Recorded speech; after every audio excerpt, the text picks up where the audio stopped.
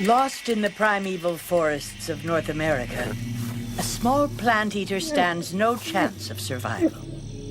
Stalked by swift juvenile hunters, it is driven straight into the waiting jaws of a giant 5 times its size.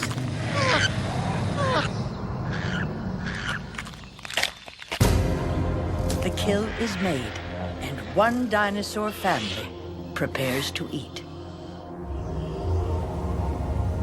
The world these dinosaurs lived in disappeared long ago, but parts of it are still there, buried and protected for all that time, its secrets kept by the bones.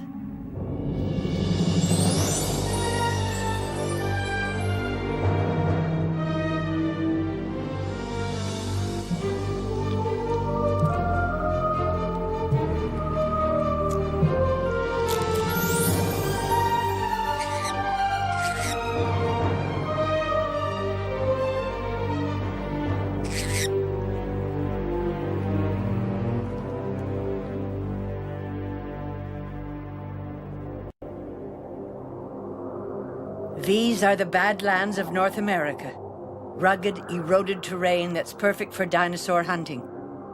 It is here, in a few small patches of rock, that the fossilized skeletons of 4 different kinds of dinosaur babies have been found. They are very rare discoveries, even in dinosaur country.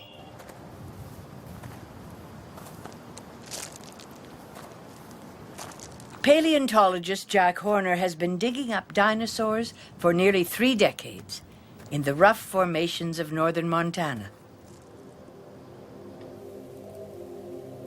Horner's first major discovery on a cattle ranch near the town of Choteau was his most famous. Baby dinosaurs.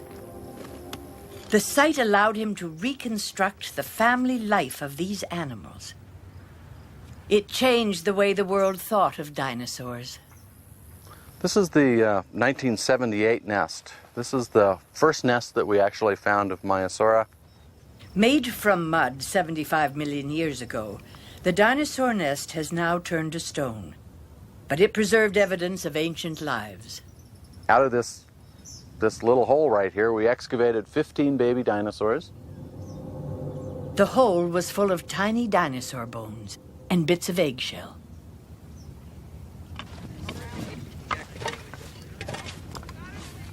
Horner's crew excavated the whole area and uncovered the remains of 40 nests.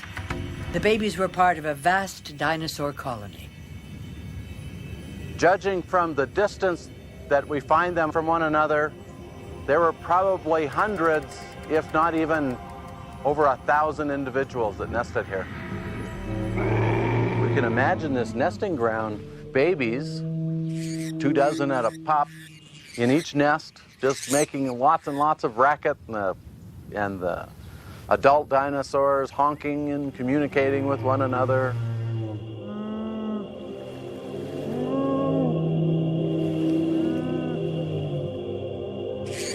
The babies looked like no other known dinosaur.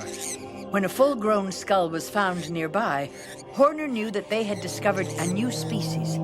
They named it Maiasaura. Maiasaura had a wide, horny beak. It was a member of a family of dinosaurs called duckbills. But Maiasaura's long snout, small nose hole, and flat head distinguished it from other duck-billed dinosaurs. Scientists knew that this was a plant-eater, from the flat, rugged teeth designed for grinding up vegetation. Adult Maiasaura were as tall as a modern male elephant, but twice as long. Compared to their parents, the babies were extremely small. The first 15 babies Horner found were a meter, or about 3 feet long, the length of a small dog. A few weeks into the dig, Horner's team found a second group of babies, also in a nest. These were only half the size of the first babies. He suspected that they had just come out of their eggs. A Maiasaur egg is about this big. It's about the size of an ostrich egg. By measuring the bits of dinosaur eggshell, they could verify the size of a newly hatched maiasaur. Once we had confirmation of the size of the egg, that was evidence that the babies were about a half a meter long when they hatched out and stayed in their nest until they were a meter long. The babies had doubled in size while they were still in the nest. And obviously the easiest answer to explain babies in a nest-like structure would be that they had always been there and that the parent had brought food to them. The alternative hypothesis would have to be that the babies got out of their nest, went and got food on their own, which certainly there's nothing wrong with that hypothesis other than the fact that each of these babies is tiny, has no defense mechanism, and probably would be pretty much like meals on wheels for meat-eating dinosaurs.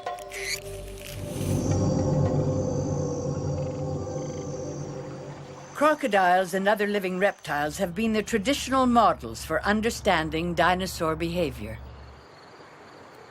Most reptiles do not care for their young. Turtles, for instance, lay eggs and then abandon them, leaving the babies on their own.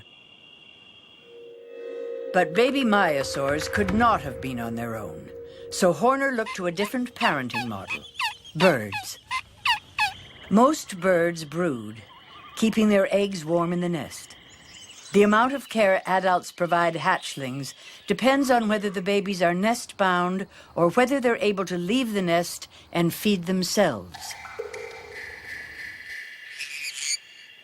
The idea that young maiasaurs needed to be cared for required further research. Back at the Museum of the Rockies in Bozeman, Montana, Horner has stored an extensive collection of maiasaur bones. There are many complete skeletons, so scientists know about the body structure of these dinosaurs. But to understand how the babies actually moved about, Horner turned to the study of today's big flightless birds and the work of researcher Cynthia Marshall.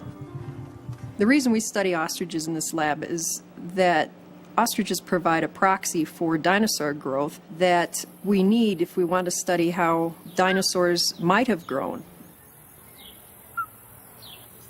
And so we look at ostriches and emus because they're big, they're fast-growing. The growth rates of these big birds are also under consideration by paleontologists as a model for dinosaur development. In this hand, I have the skull of a 2-week-old ostrich chick. And here I have the skull from an adult ostrich. This guy grows to this size in a year. They grow very quickly, very large, and evidence shows that dinosaurs also grew very quickly. Leg bones are another indication of an animal's need for parental care. Well, these bones are the leg bones from an ostrich, and what we're looking at are how the bones, particularly this bone here, which is equivalent to our shin bone, how this bone grows in birds that are independent when they hatch and how they grow in birds that are taken care of by their parents when they hatch. Because birds that are independent have to have good solid bone to run around on when they hatch. Baby emus have strong legs only a few hours after hatching. The ends of their leg bones are fully formed and strong enough to allow the babies to be independent. But like the Maiasaura, young nest-bound birds are quite defenseless. Until their legs become strong enough to support them, they depend totally on their parents.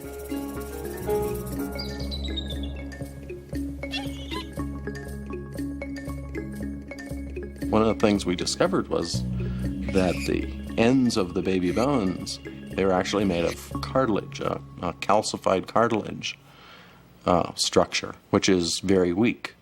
The weakness of their bones meant that the babies were not strong enough to leave the nest. It was pretty clear that the dinosaurs couldn't have been out walking around getting food on their own.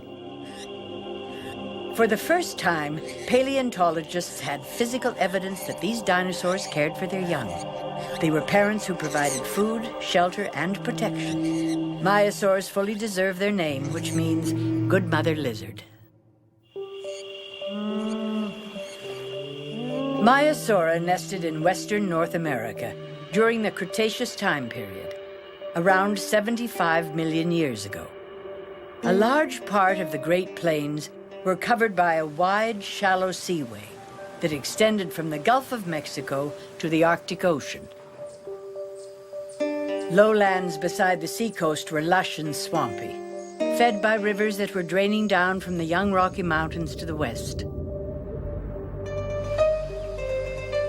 The flat central plain was Maiasaur territory. Their ancient environment is now preserved in the physical features of the eroded rocks. By studying the sediments left behind by the rivers, geologist Jim Schmidt can figure out where and how they flowed. The rocks on the hill slope behind me here, on the lower portion of that hill slope, are the deposits of river environments, river channels and river floodplains. The river environment that existed here when the Maiasaur were present extended from as far as you can see in this direction to as far as you can see off into the horizon in the opposite direction. Basically, the rivers were everywhere. The Maiasaur were essentially walking around on the top of this dried up river channel bed and squishing the sand beneath their feet and deforming the sand into little undulations.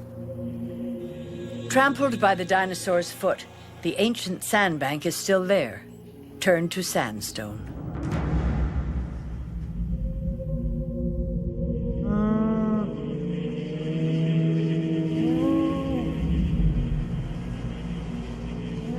And it's on floodplains where dinosaurs built their nesting grounds, very similar to us nowadays building houses and housing developments along rivers and getting flooded. The Maiasaur housing developments also got flooded.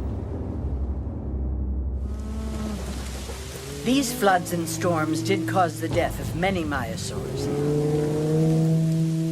But the mud they deposited was what preserved the skeletons.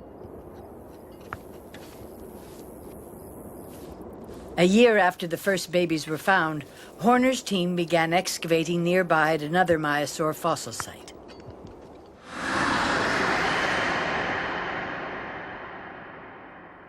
It turned out to be a massive accumulation of bones.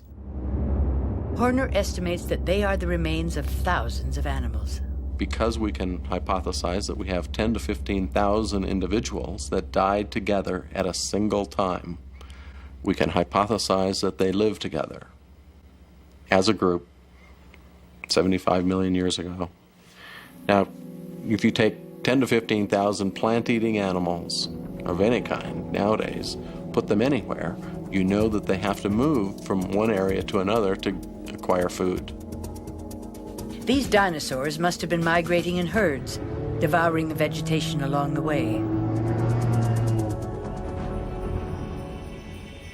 The bone bed also contained clues about how this particular herd of Maiasaurs may have died. Chemical tests have been done over that whole area, and it has been determined that it is a single catastrophic event.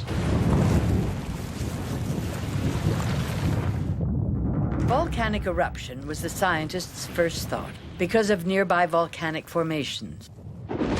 Further evidence suggested a big storm or a flood, but not just an ordinary flood. Those bones are mixed together with rocks as large as boulders. And so the entire floodplain in all directions was in essence inundated by this slurry of mud and bones and boulders. The fact that these large, heavy boulders are all mixed in with the Maiasaur bones indicates that both the bones and the rocks were transported together. It would have taken a tremendous force to move them and pile them all up. Perhaps there was a tsunami, which is kind of analogous to a marine tidal wave. And we know that there were active volcanoes, and active volcanoes commonly generate earthquakes. And so it's possible that earthquake activity may have induced underwater landslides that produce these tsunami waves that rush on shore.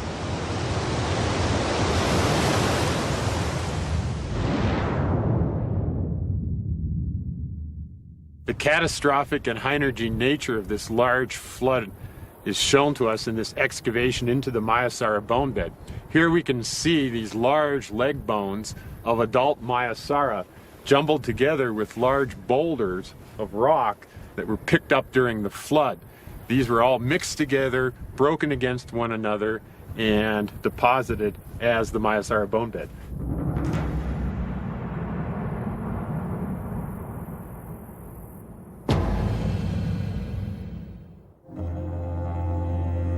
Just north of where the Maiasaur fossils were discovered, the prairies of northern Montana stretch across the U.S.-Canada border into southern Alberta. Evidence of the family life of another big plant-eating dinosaur was found here in 1987, quite by accident.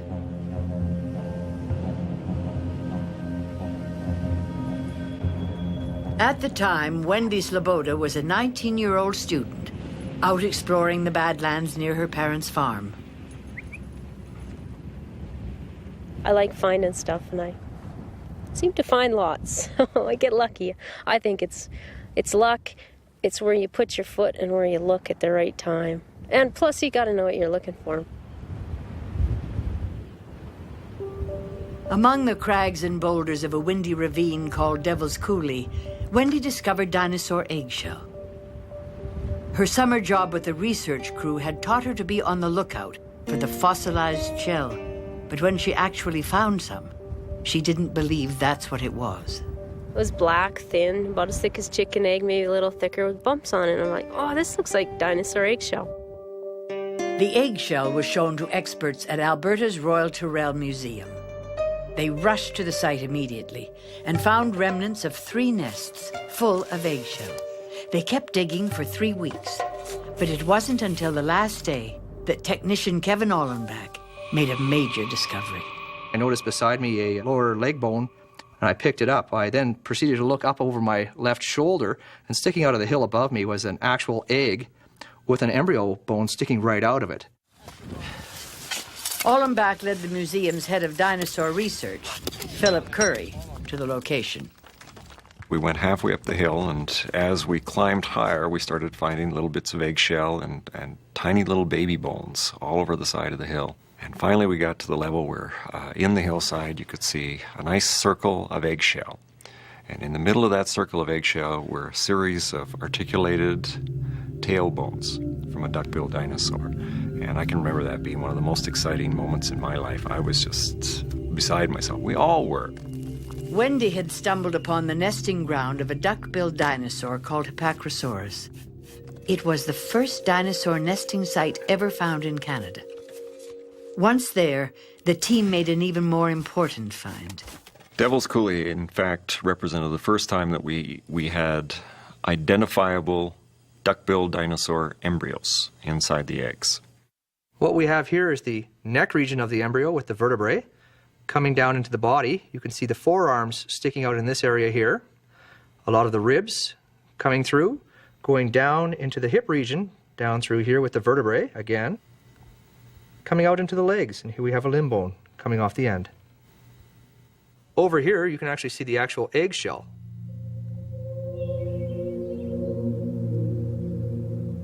Further excavations at Devil's Coulee uncovered adult Hipacrosaurus bones and evidence of a large nesting ground.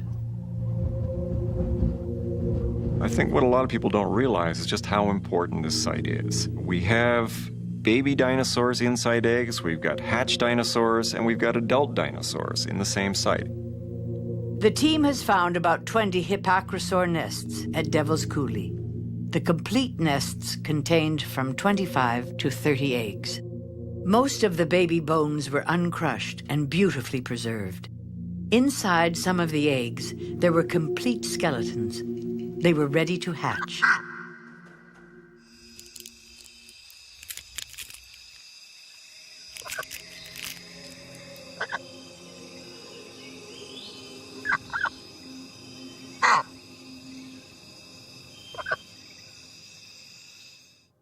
This is my favorite specimen out of Devil's Coulee so far. It's a little skull, which is articulated, of one of these embryos. And we can see this, for example, is the right lower jaw.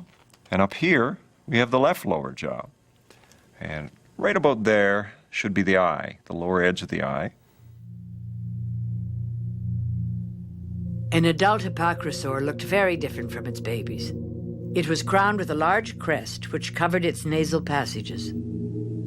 Coupled with a hollow chamber, it probably served to amplify the dinosaur's calls, like a trumpet or a wind instrument. But the babies had no such crown. The crest only started to develop as the animal grew. At the nestling stage, Hypacrosaurus had a crest that was just starting to form. By the time the animal was half grown, the crest was more prominent and the bill was longer and flatter. The very tall headgear finally formed at the time of sexual maturity. By then, the adults would have been capable of making the great resonating calls that scientists think were important for attracting mates or protecting territory.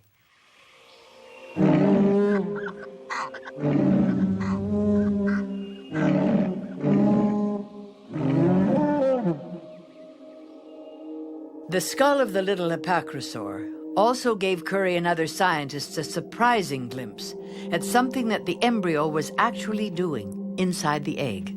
What's really cool about this specimen is that even though it was found inside the egg, when we look at the surface of the teeth, they're already ground flat. This little dinosaur was grinding its teeth inside the egg.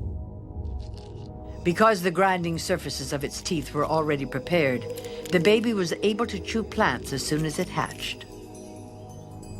The ground-down teeth were just part of a sophisticated tooth structure, designed for chewing up vegetation. Hypacrosaurs had a magnificent system for chewing up plants, and it's almost unequaled.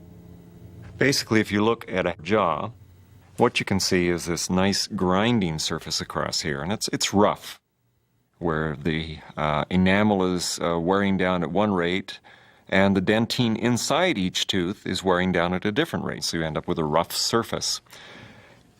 And as the teeth wore down, though, they got replaced from below. So throughout the life of this animal, it has a good grinding surface for eating any kind of plant it could possibly want to eat. It's the perfect system.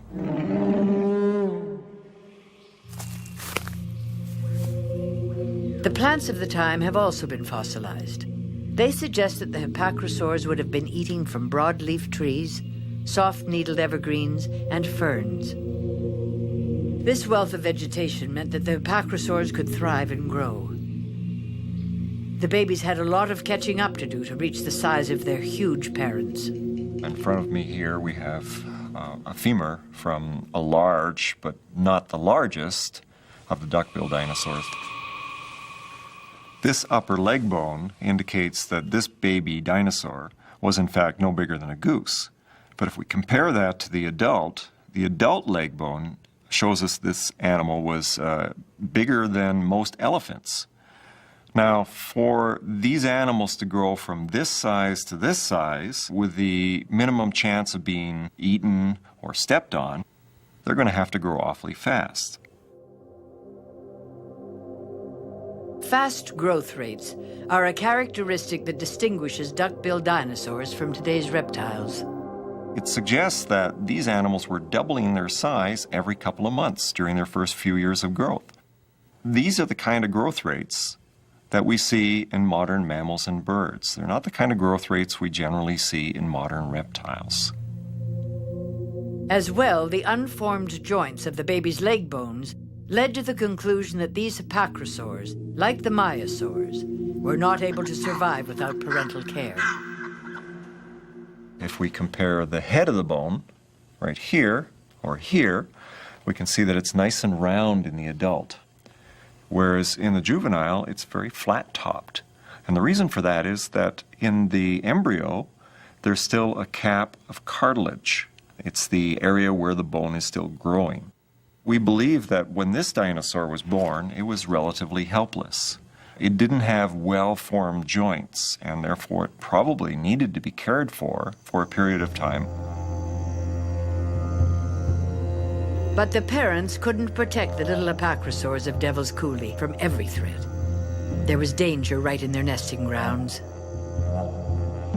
When these dinosaurs were living here 76 million years ago, the environment, of course, was much different than it is today. It was basically low-lying land along a major river system. It was probably forested. It may have been an open kind of forest. The nests were being built up on the banks of the river, so that when the river would go into flood periodically, it would flood out the nests. And as soon as the nests got covered by wet mud, of course, the embryos inside would drown because they couldn't get enough air through the eggshell.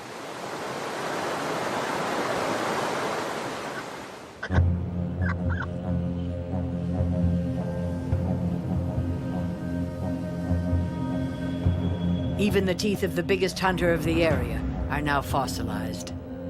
These were the animals that were preying on the big Hipparchosaurus specimens.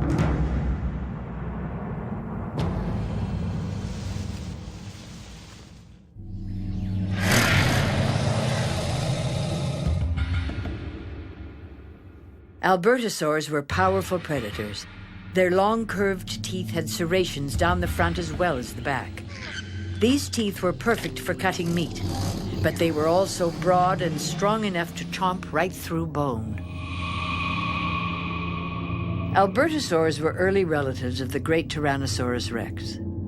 Adult Albertosaurs could reach lengths equal to 2 of the biggest of today's elephants. Scientists assumed that Albertosaurs were solitary hunters because they thought that only individual skeletons had ever been found.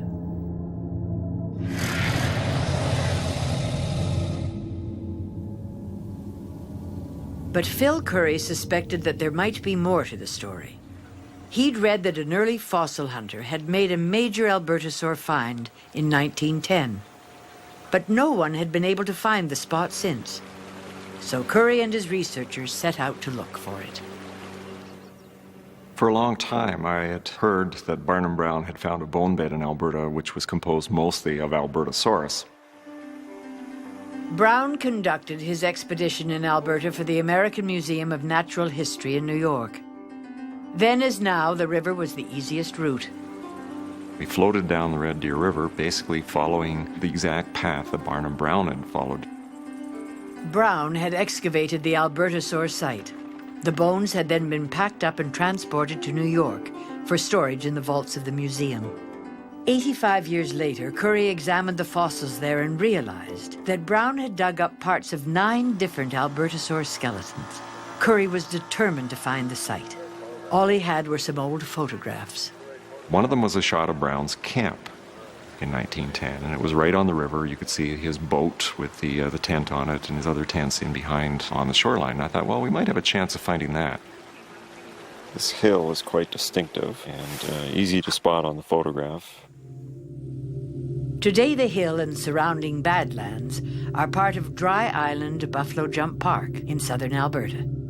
The day in August 1997 that Currie found the spot turned out to be the hottest of the year. Everybody had brought lots of water, they thought, but we ran out of water. Me being very stubborn, I decided, well, I'll just keep going. I'll look for a little bit longer, and then I'll go back. Well, it was actually several hours later, and I penetrated much deeper into the Badlands. By the time I got to this hill, I was extremely tired, and if I hadn't been, I probably would have noticed that all over the hillside are fragments of bone. And those fragments are relatively easy to identify because they have the kind of texture and pattern and shape that says they're Albertosaurus.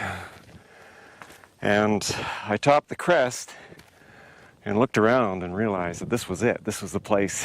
And I was so happy, but so tired at the same time, that I just dropped all my stuff and sat down on the ground and just looked at the scene in front of me. Where I'm standing right now is, in fact, the middle of Barnum Brown's quarry. And from that quarry, as small as it is, they managed to collect the remains of 9 of the 12 Albertosaurs we now know to come from this quarry.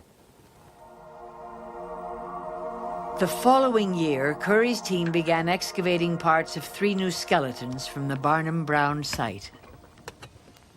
The association of so many Albertosaurus, of course, does indicate that we probably have a pack of animals here. The bones found by Curry's team ranged in size from juvenile to adult. These Albertosaurs had to be living and working together. We have a lot of evidence to show that these animals weren't solitary hunters all the time. They, at least part of the time, did hunt in family groups or packs. The pack is composed of animals that are clearly at least half-grown to full-grown. Curry was able to develop his ideas about the role that young Albertosaurs played in the pack by studying another find. This fossil was found further south along the Red Deer River in the craggy outcrops of Dinosaur Provincial Park. Albertosaurs hunted here, too. One of them was preserved as a perfect skeleton. Complete from head to tail, it became fossilized in the head-back position of its burial pose. It was probably about 5 years old and only half-grown when it died. We can learn things about how they might have behaved by studying the animals. And for example, we know that when we look at the juvenile animals, that these were very long-legged, lightly built animals. There's absolutely no doubt that they were very fast. They could keep up to the adults. They were more agile and faster, and maybe they could take a different role in the hunt. Clearly the adults are specialized for the kill. I mean, they're animals with massive jaws. They could bite right through bone, but they wouldn't necessarily have been fast enough to catch their prey. It's possible that the prey was pursued not by the large, slower adult Albertosaurs, but by the swift, light-footed juveniles.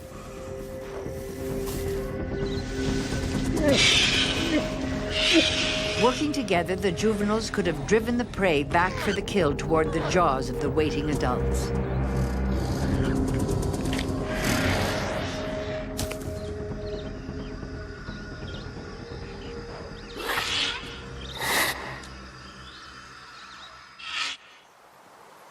The rich plant-eating dinosaur nesting sites were also prime hunting territory for a smaller dinosaur called Troodon. Troodon fossils are rare. Piecing together bones from a number of different finds helps paleontologist Dave Verricchio reconstruct the animal at the Museum of the Rockies. So we put together here the skeleton of an adult Troodon. You can see there's a lot of missing pieces.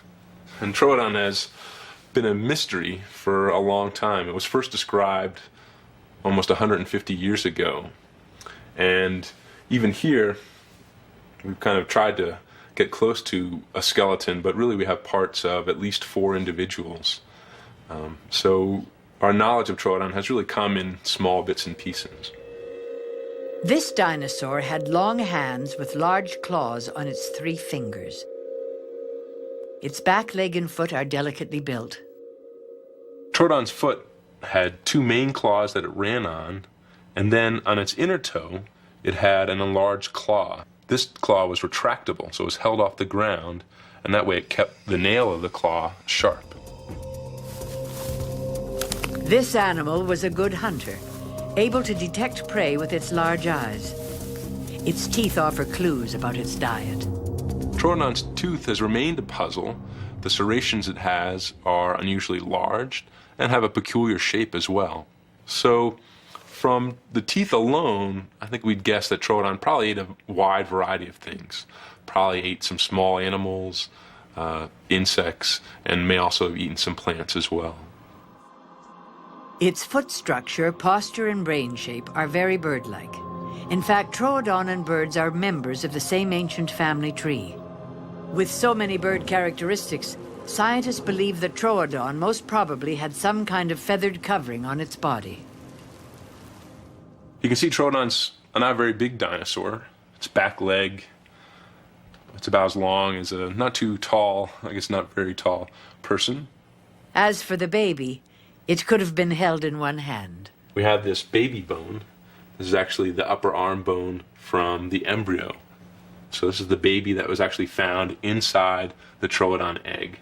You can see it's quite small. The little Troodon baby was found all curled up, still inside its egg. So we're looking at part of an egg here. You can see some eggshell here at the bottom and some at the top as well.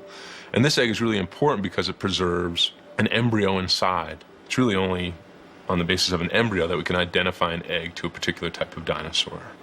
So what we're looking at is a troodon leg, an embryonic leg. You can see the thigh bone running here, then this long one here is the shin bone, and there's a portion of the foot lying underneath that. So we're looking at the left leg that's sort of folded underneath itself. When its life ended, this baby dinosaur was just about to hatch. The bones of the leg here are well formed, meaning that they're not cartilage, pretty much all bone. And that indicates that when this embryo hatched out, it could be very active.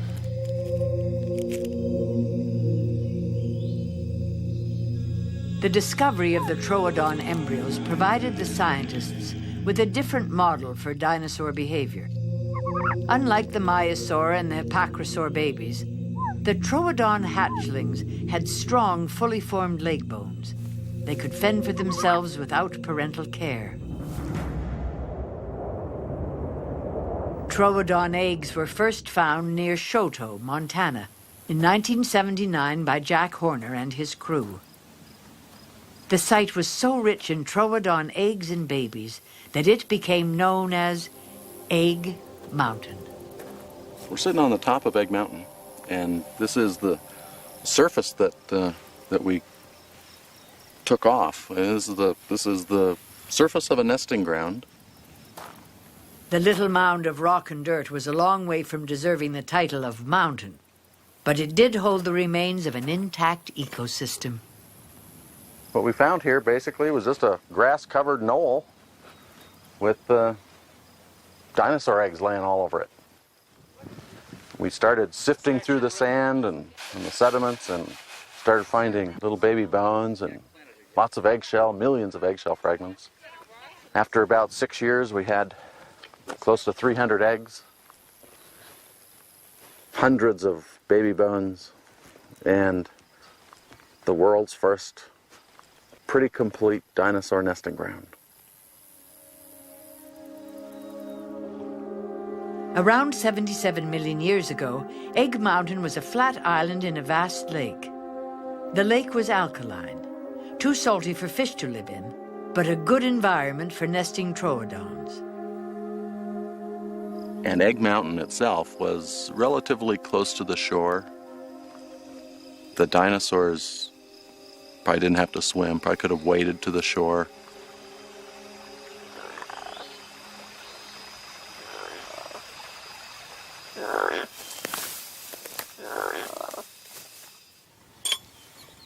In the rocky sedimentary remains of the lakeshore, Horner's team discovered at least 10 clutches of troodon eggs. The most complete clutch was analyzed by Dave Verricchio. This is a troodon egg clutch of about 22 eggs. And what was really neat about this particular egg clutch is that we found it inside a troodon nest. And that's a really rare find, to actually find the nest structure built by a dinosaur, in this case, 75 million years ago. This is the actual rim of the nest that the dinosaur actually piled up some sediment. And the clutch of eggs was out here in the center of it. Looked like the adult came, probably dug in the soil to loosen it up, and also kind of move some of that sediment away from the nest center. The troodons would be laying their eggs, and I think manipulating them with their little hands. We're actually looking at the products of troodon behavior, so how the eggs are arranged in the clutch. So you're actually looking at a real nest structure. To me, that's pretty exciting. So this is, this is what paleontology is all about. Finding something that a dinosaur actually created.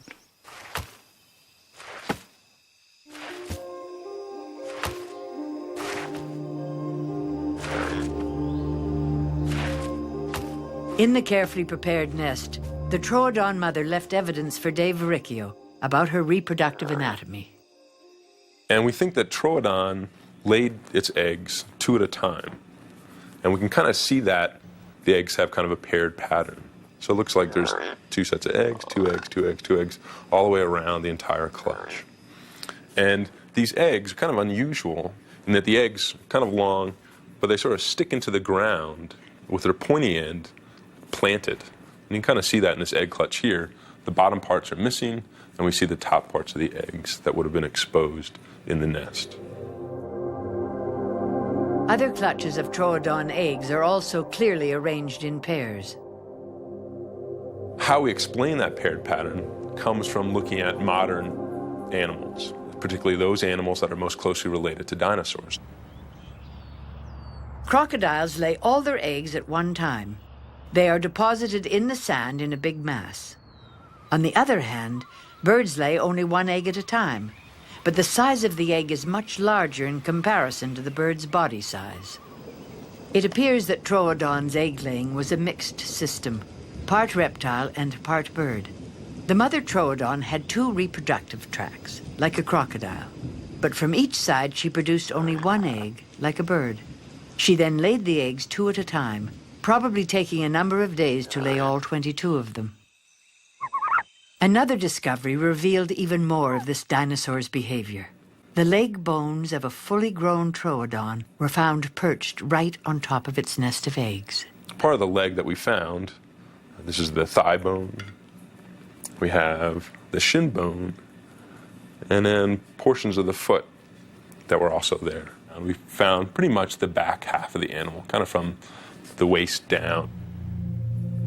This adult troodon was actually brooding its eggs, keeping them warm and protecting them just like a bird. It is an extremely rare find, only one of 2 kinds of brooding dinosaurs found in the whole world. Troodon eggs and babies needed protecting. In fact, the skeletons of smaller predators are found at Egg Mountain. This is the lower jaw of Alphodon. It's a small possum-like mammal that lived with troodon, and we often find some of the remains with troodon eggs. And you can see the several teeth in this lower jaw. Like today's possum, the little mammal called Alphodon was probably scavenging on broken eggs. Lizards would also most likely have been preying on the troodon eggs. The fossilized remains of an ancient lizard, very similar to today's monitor lizard, were found right at the troodon nesting site.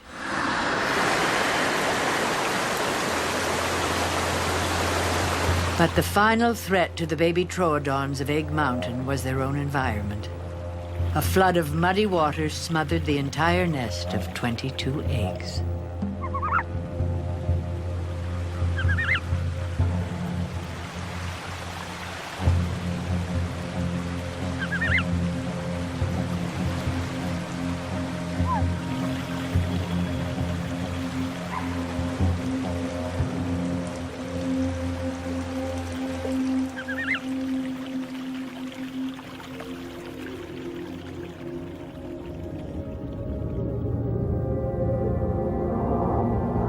In the end, it was the muddy sediments that preserved the bones of the babies. Buried and turned to stone, their skeletons lay safe and protected.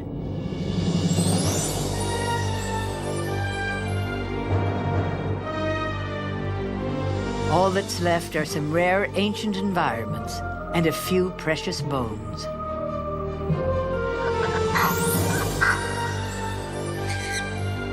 But even now, it's still possible to catch a glimpse of how these animals actually lived. By chipping away at their fossils and releasing their bones.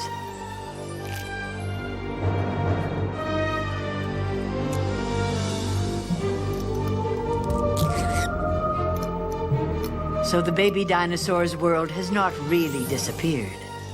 It's simply been tucked away until their stories could be told.